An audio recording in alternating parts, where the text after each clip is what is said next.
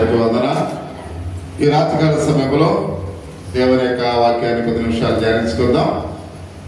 పోయిన 2 వారాల క్రితం మనం భార్య భర్తలు ఎలా ఉండాలో నేర్చుకుని ఉన్నాం. పోయిన శుక్రవారం దేని గురించి తెలుసుకున్నాం? ఆ తల్లిదండ్రులు పిల్లలు ఎలా పెంచాలో తెలుసుకున్నాం. ఈరోజు పిల్లలారా, మీరు దేవునికి మీ తల్లిదండ్రులకు ఇష్టపూర్వకముగా లోబడి ఉండు అనే దాని గురించి కొన్ని విషయాలు మనం తెలుసుకుందాం. అంటే భార్య భర్తల గురించి తెలుసుకుందాం, తల్లిదండ్రులు ఎలా ఉండాలో తెలుసుకుందాం. ఈరోజు పిల్లలు ఎలా ఉండాలో అంటే మీ విషయాల గురించి అర్థమవుతుందా? ముందు మేము కూర్చున్న మీ 6 7 ఉన్నారు, ఇక్కడ 8 9 మంది ఉన్నారు. మీ 9 మంది గురించి ప్రత్యేకంగా మాట్లాడుతూ ఉన్నాం. అంటే మీ తల్లిదండ్రులకు లోబడి ఉండు అని పరిశుద్ధ గ్రంథం మనకి తెలియపరుస్తుంది. మనం ఎలా ఉండాలంట? తల్లిదండ్రులకు లోబడి ఉండాలి. అంటే దేవునికి తల్లిదండ్రులకు ఇష్టపూర్వకంగా లోబడి ఉండాలి, తల్లిదండ్రులకు కూడా మనము లోబడి ఉండాలి అనే విషయాన్ని మనం చూస్తూ ఉన్నాం. ఇక్కడ తల్లి కానీ తండ్రి కానీ బిడ్డలను శిక్షించడానికి ఏం వాడుతూ ఉంటారు? వెరీ గుడ్, బెత్తం వాడుతూ ఉంటారు. ఇది వరకు స్ట్రిక్ట్ ఉండేది, అప్పుడు అవి ఎవరైనా ఉపయోగిస్తున్నారా? స్కూల్లో కూడా ఉపయోగించట్లేదు. ఇప్పుడు అది పెద్ద నేరం అయిపోయింది. తల్లిదండ్రులు ఒకవేళ పిల్లవాడిని ఎవరైనా మాస్టర్ కొట్టారంటే తల్లిదండ్రులు వాళ్ళ మీద దెబ్బలాటకి వెళ్ళిపోతున్నారు. అవునా? మాస్టర్ల మీద దెబ్బలాటకి వెళ్ళిపోతున్నారు. అంటే పూర్వ దినాల్లో చాలా క్రమశిక్షణ అనేది స్కూల్లో ఉండేది.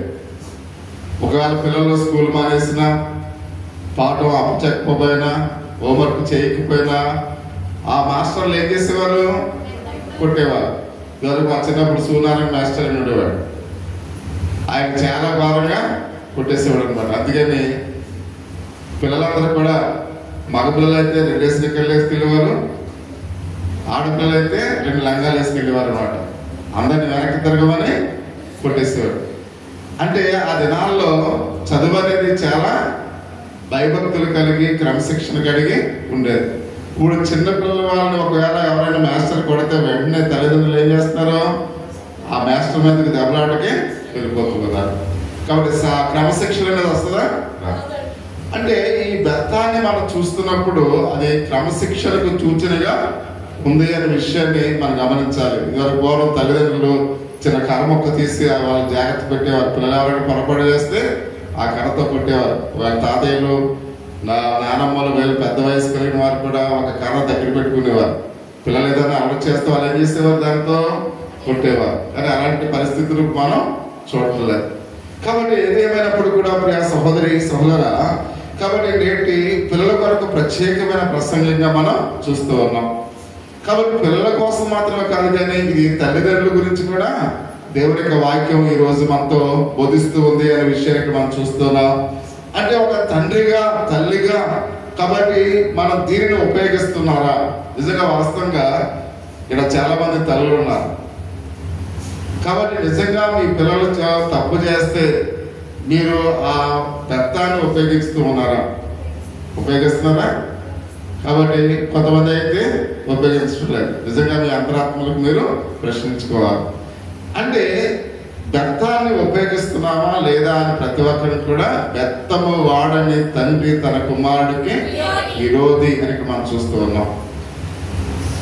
మరోసారి నేను పసివేదల పాస్టర్ గారు చనిపోతకు వెళ్తే నాతో పాటు చాలా మంది వెళ్తున్నారు. అందులో ఒక ఆయన అన్నాడు, అసలు మా తల్లిదండ్రులు ఎప్పుడూ నన్ను కొట్టలేదు, కాబట్టి మీరేంటి నన్ను అది వాళ్ళుగా తిడుతున్నారు, కొడుతున్నారని అంటారు. అంటే అది ఏమంటాడంటే, నా తల్లిదండ్రులు నన్ను ఎప్పుడు కూడా తిట్టలేదంట, కొట్టలేదంట. అప్పుడు నా మనసులో అనిపించింది అనమాట. అంటే వాళ్ళు నీ తల్లిదండ్రులను ప్రేమించడం లేదనుకుంటా. కానీ ప్రేమించే తల్లిదండ్రులే పిల్లలు ఏం చేస్తారు? గద్దిస్తారు, వాళ్ళకి బుద్ధి చెప్తారు. అంటే వాళ్ళు మనల్ని గద్దిస్తూ ఉన్నారంటే వాళ్ళు మనల్ని ఏం చేస్తున్నారు? సరైన మార్గంలో పెంచడానికి వాళ్ళు ప్రయత్నం చేస్తూ ఉన్నారు. అందుకనే తల్లిదండ్రులు తిట్టారని చాలా మంది కోపాన్ని కలిగి ఉంటారు. అలా తిట్టేవాళ్ళు, వాళ్ళను కంట్రోల్ చేసేవారు కూడా తల్లిదండ్రులు మనకి ఉండాలి. అంటే మనం ఏం చేసినా తల్లిదండ్రులు పట్టించుకుంటారు అంటే వాళ్ళు మనల్ని విడిచిపెట్టేస్తారు. చూడకి మనం చూస్తూ ఉంటాం, మామూలుగా మున్సిపాలిటీలో ఎద్దులు ఉంటాయి. వాళ్ళు ఏం చేస్తారు, ఆ ఎద్దుల్ని వదిలేస్తారు. అవి సాయంకాలం దాకా వాల్ పోస్టులు తినటం, లేకపోతే అవన్నీ కూడా తిని అవి ఎక్కడ పడితే అక్కడే ఉంటాయి. అంటే మున్సిపాలిటీ ఎద్దులను ఏం చేస్తారు, వాళ్ళు యజమానులు విడిచిపెడేస్తారు. అలాగే మా నాన్న నన్ను కొట్టలేదు, మా అమ్మ నన్ను తిట్టలేదు అంటే నిన్ను కూడా ఏం చేస్తారు, వాళ్ళు విడిచిపెట్టేశారు. కాబట్టి మనల్ని ఎవరైతే పట్టించుకుంటారో, ఎవరైతే మనల్ని ప్రేమిస్తారో, మనం సరైన మార్గంలో వాళ్ళు ఉంచుతారు, మనల్ని గద్దిస్తారు, గద్దం వాడతారు. కాబట్టి అందుకని మనం గద్దించేవారు ఉండటమే మనకు మంచిది, ఆశీర్వాదకరం. మనం ఏం చేసినా పట్టించుకుంటారో అది తల్లిదండ్రులు అంటే నేను వదిలేశారు అన్నమాట. అర్థమవుతుందా? అందుకని వదిలే తల్లిదండ్రులు మనకు ఉండకూడదు, మనం గద్దించే తల్లిదండ్రులు మనకి ఉండాలి, మనం కంట్రోల్ చేసే తల్లిదండ్రులు మనకి ఉండాలి. కానీ అందుకని ఈరోజు పిల్లల కోసం తల్లిదండ్రుల గురించి కూడా దేవుని యొక్క సత్యాన్ని మనం తెలుసుకుందాం. కాబట్టి తల్లిదండ్రులు మిమ్మల్ని ప్రేమిస్తున్నారని మీకు తెలుసా? మీ తల్లిదండ్రులు మిమ్మల్ని ప్రేమిస్తున్నారని తెలుసా? కాబట్టి మీరు ఆకలిస్తేనే మామూలుగా మీకు అన్నం పెట్టమంటే తల్లిదండ్రులు పెడుతున్నారా? కాదు.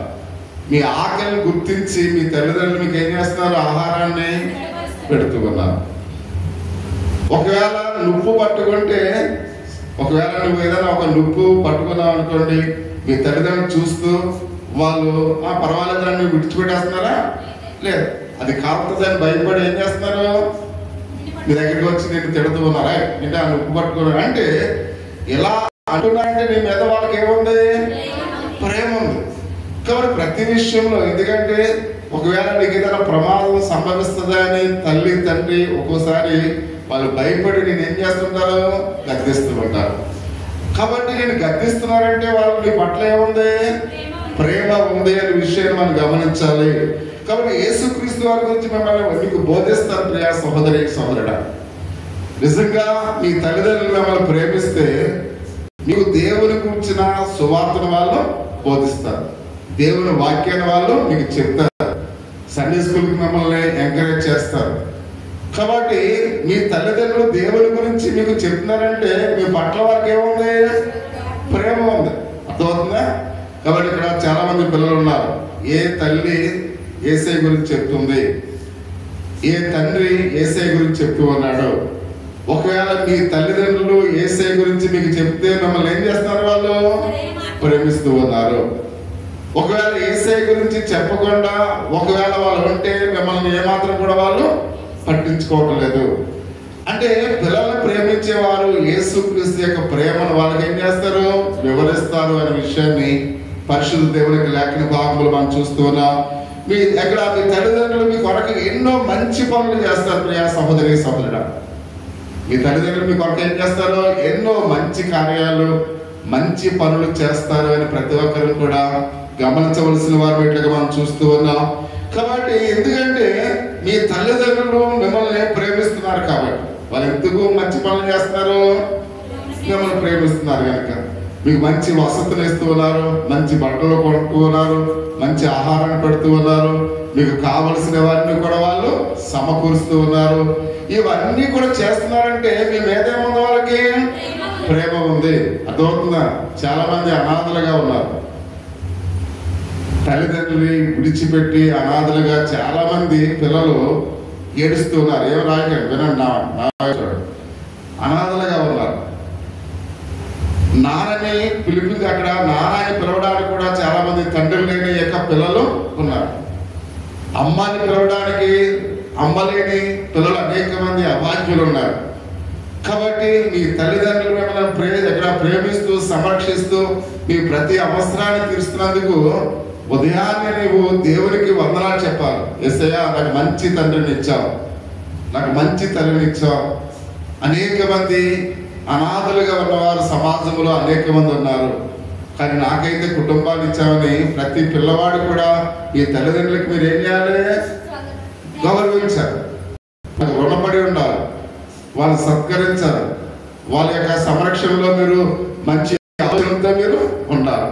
కాబట్టి ఎందుకంటే ప్రియ సహోదరి సహోదర, పిల్లలు ఏ విధంగా ఉండాలో మనం తెలుసుకుందాం. ఈరోజు నేను ఎలా ఉంటూ ఉన్నాను, దేవుని వాక్యం నన్ను ఎలా ఉండమని చెప్తూ ఉంది.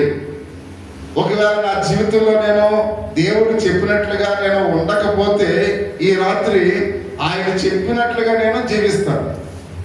కాబట్టి ఆయన చెప్పినట్లుగా నువ్వు జీవిస్తే నువ్వు ఆశ్రయింపబడతావు. దేవుడు చెప్పినట్లుగా మీరు ఈ రాత్రి దేవుని యొక్క సందేశాన్ని విని ఆ సందేశాన్ని మీ యొక్క హృదయంలో మీరు భద్రం చేసుకుంటే దేవుని యొక్క ఆశీర్వాదాలు మీకు వస్తాయి. కాబట్టి నేను ఎలా జీవిస్తూ ఉన్నాను, ఎలా జీవించకూడదు అనే సత్యాలని కొన్ని విషయాలు మనం ఈ రాత్రి మనం తెలుసుకుందాం. ఎఫెసీయులకు రాసిన పత్రిక 6వ అధ్యాయంలో ఒక విషయాన్ని మనం చూసినట్లయితే, పిల్లలారా ప్రభువునందు మీ తల్లిదండ్రులకు విధేయులుడి, ఇది ధర్మమే. ప్రియా సహోదరి సోదరా, పిల్లలు తమ తల్లిదండ్రులకు ఎలా ఉండాలంట? విధేయులుగా ఉండాలి. అవిధేయులుగా ఎవరు కూడా ఉండకూడదు. కాబట్టి ఇక్కడ ఉన్న పిల్లలు ఒకసారి మీ తల్లిదండ్రులకు మీరు విధేయులుగా ఉన్నారా? ప్రతి ఒక్కరిని కూడా ఆలోచించండి. ఎందుకంటే మీ యొక్క తల్లిదండ్రులు వాళ్ళ తల్లిదండ్రులకు విధేయత కలిగి ఉన్నారు కాబట్టి వాళ్ళ చిన్న వయసులోనే వాళ్ళు రక్షణ పొందారు. ఓకేనా? కాబట్టి మీ తల్లిదండ్రులు వాళ్ళ చిన్న వయసులోనే వారి తల్లిదండ్రులకు విధేయత కలిగి ఉన్నారు. వారి పిల్లలుగా మీరు ఎలా ఉన్నారో ఈ రాత్రి ప్రతి ఒక్కరిని కూడా గమనించాలి. కాబట్టి అందుకనే మనం తల్లిదండ్రులకు విధేయత కలిగి ఉండాలి. అది వారి యొక్క మొదటి ధర్మం. ప్రియమైన వాట, ధర్మం అంటే ఏంటి? చేయవలసిన మొట్టమొదటి యొక్క పని అంటే తల్లిదండ్రులకు విధేయత కలిగి ఉంటాం. కాబట్టి ఎంతమంది ఈ రాత్రి దేవుని వాక్యాన్ని వింటున్న పిల్లలు తల్లిదండ్రులకు విధేయత కలిగి ఉన్నారు? ఇది మొదటి ధర్మం అని పరిశుద్ధ గ్రంథంలో అయితే మనం చూస్తూ ఉన్నాం. అందుకనే పాత నిబంధనలో దేవుడు 10 ఆజ్ఞలు ఇచ్చాడు నిర్మాకాండంలో.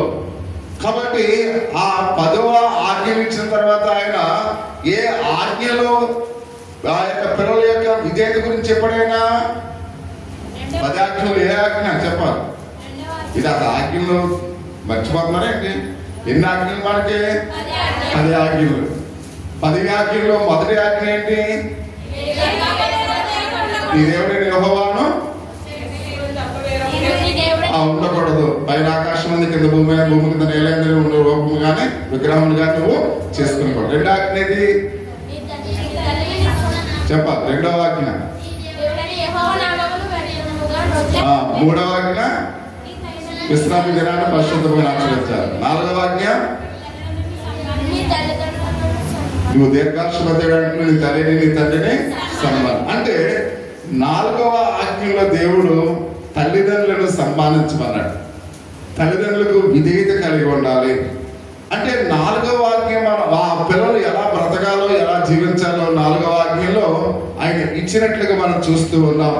కాబట్టి దీన్ని మరలా యేసుక్రీస్తు వారు కూడా మత్తయి సువార్త 15వ అధ్యాయము 4వ వచనంలో ఆయన ఏమనుకున్నాడంటే ఒకసారి మనం చూసినట్లయితే పిల్లలందరితో ఆ తల్లిదండ్రులను ఘనపరచనీయుడి. ఇక్కడ మనం చూసినట్టే పిల్లలందరూ కూడా అన్ని కాలాల్లో ఉన్న పిల్లలు, ఒక కాలంలో ఉన్న పిల్లల గురించి ఆయన మాట్లాడట్లేదు. అంటే అన్ని కాలాల్లో ఉన్న పిల్లలు తమ తల్లిదండ్రుల మాట వినడమే కాకుండా తల్లిదండ్రులు కోరిన దాన్ని వారు చేయాలి. అంటే నా వైపు చూడాలి. అంటే తల్లిదండ్రులు ఏమైతే చెప్పి ఉన్నారో ఆ పనులు పిల్లలు చేయాలి. కాబట్టి తల్లిదండ్రులు ఆశించిన రీతిగా ప్రతి పిల్లవాడు ప్రతి పిల్ల కూడా ఉండాలి అని ఇక్కడ మనం చూస్తూ ఉన్నాం. అంటే తల్లిదండ్రులు కోరిని వాడు చేయాలి. తల్లిదండ్రులు ఏమైతే కోరుతూ ఉన్నారో తల్లిదండ్రులు కోరినవి మాత్రమే వారు చేయాలి. అంటే దీన్ని బట్టి మనకి ఏమర్థమవుతుంది? నా వైపు చూడాలి. తల్లిదండ్రుల యొక్క మాట మీరు వినాలి. తల్లిదండ్రులకు వ్యతిరేకమైన ఏ పని కూడా మీరు చేయకూడదు. అంటే ప్రతి పిల్లవాడు కూడా తల్లిదండ్రులు చెప్పిన మాటలే వినాలి, వాటినే చేయాలి. ఎందుకంటే తల్లిదండ్రులు పిల్లల్ని తప్పుడు దావలో నడిపించరు. ప్రియా సహోదరి సహోదరుడు, పిల్లలు ఎప్పుడు కూడా పిల్లల్ని ఏ తల్లి ఏ తండ్రి కూడా తన పిల్లలు చెడిపోవాలని ఏ తల్లిదండ్రులు కూడా ఆశించరు.